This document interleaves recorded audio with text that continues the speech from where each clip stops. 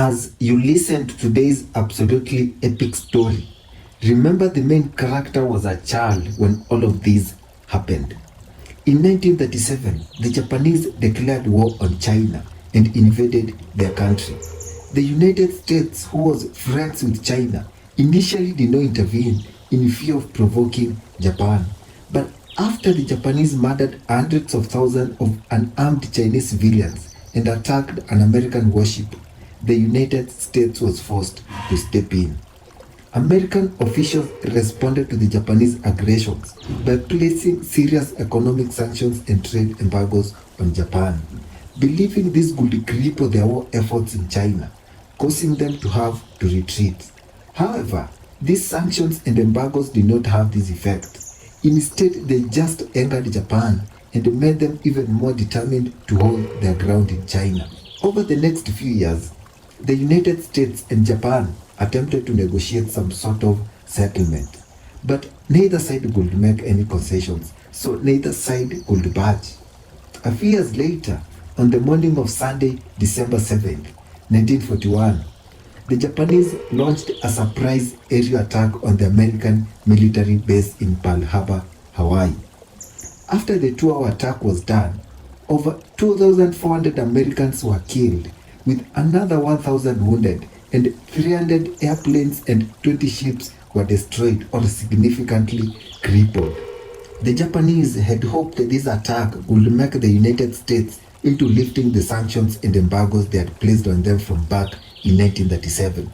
But instead, all the Japanese did was go into war with them. One day, after the Japanese attack on Pearl Harbor, the United States officially declared war on Japan, thus entering World War II.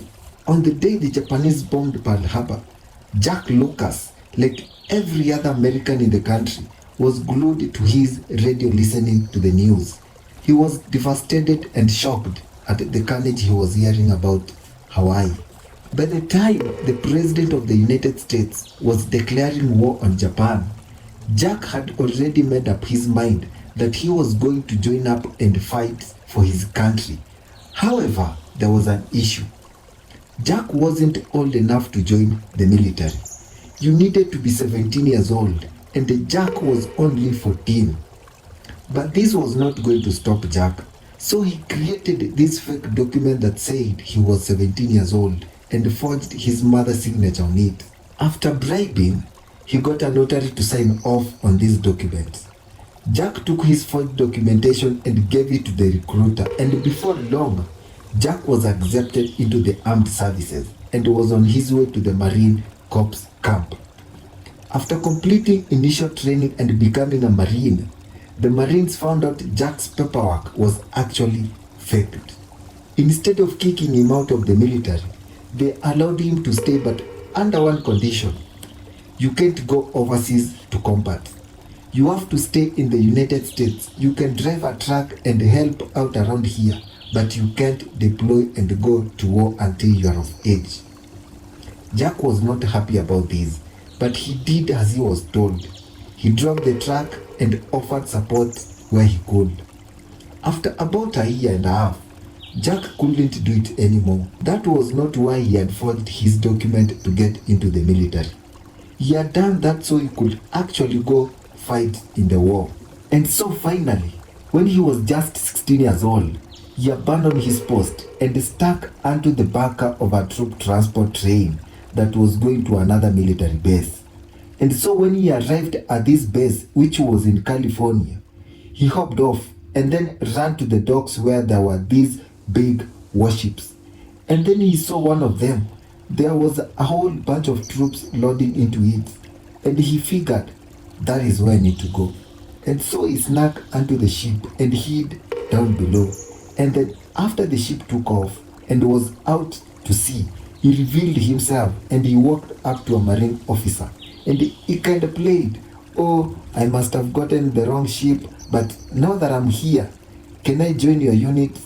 And this officer, who had no idea how young Jack was, eventually said, okay, but prepare yourself because we are going to invade Iwo Jima. Jack had never heard of Iwo Jima and did not know its significance, but frankly, Jack didn't really care. He was just glad that he was actually going to see combat. What the other Marines and Jack couldn't have known is that the battle for Iwo Jima will become one of the bloodiest and deadliest battles of the entire war. The Japanese that were on this island defending it were absolutely fearless and would not surrender despite being outnumbered. They were heavily entrenched in these caves and tunnels built in all over the island, and they rarely left these caves and tunnels. When Jack and the other Marines landed on this island, the only way they could fight the Japanese was by literally crawling down into these tunnels, which were usually booby-trapped, and fighting up close and personal with the enemy. The ship arrived off the coast of Iwo Jima in February of 1945, when Jack was still 16 years old. On February 19th, the first wave of Marines climbed down the side of this big ship, down onto these smaller amphibious landing crafts, and then one by one, they began making their way towards Iwo Jima to begin the invasion. Jack was not part of this initial invasion. He would be going out on day 2 with the second wave of Marines.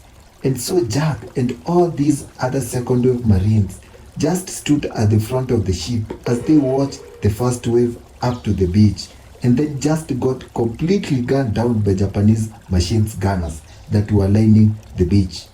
On the second day, when Jack and the rest of the Marines were getting ready to launch their assault, there were literally thousands of dead Americans just lining the beach. But Jack and the other second wave Marines knew this was their job, this was their duty, and so they were undeterred. They climbed down the side of the ship they boarded, their amphibious landing craft, and began their journey towards the island. As they got closer, the Japanese machine gunners opened fire. Hundreds of Americans were getting gunned down before they even reached the sand. Jack and his crew managed to get to the beach, and so as the gate dropped, Jack is running onto the beach. The men around him are just getting cut to pieces by these machine guns. Jack manages not to get shot, and he, along with 3 other Marines, ran up the beach, and they lay down in front of the sand dune that protected them from these machine gunners. Jack knew he couldn't stay there for very long because the Japanese were also firing into the beach, and so it could just be a matter of time before he was blown up. And so Jack and these other 3 Marines that had arrived at the same time, they began moving north, doing their best not to get shot or blown up, stopping behind rocks and trees and jumping behind sand dunes. And after a couple hours of doing this, the 4 of them reached the airfield at the northern end of the island. And when they got there, a machine gunner inside one of these pillboxes notices Jack and the other 3 Marines, and they open fire on them. And somehow, Jack and these other 3 Marines managed not to get shot and were able to maneuver and then fire through one of these openings and take out the machine gunner inside. And so now that this gun is down, Jack and the others see the opportunity to run forward and take more ground on this airfield. And as they are running, other Japanese soldiers in the general facility, they see them. They start opening up on them from other pillboxes and other locations. And it forces Jack and these other 3 Marines to just jump into the nearest trench to avoid getting shot.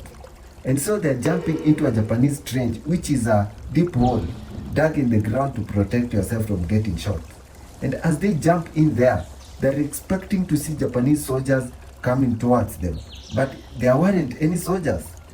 But they knew they couldn't stay there for very long, because eventually Japanese soldiers would come through here and then they would get killed.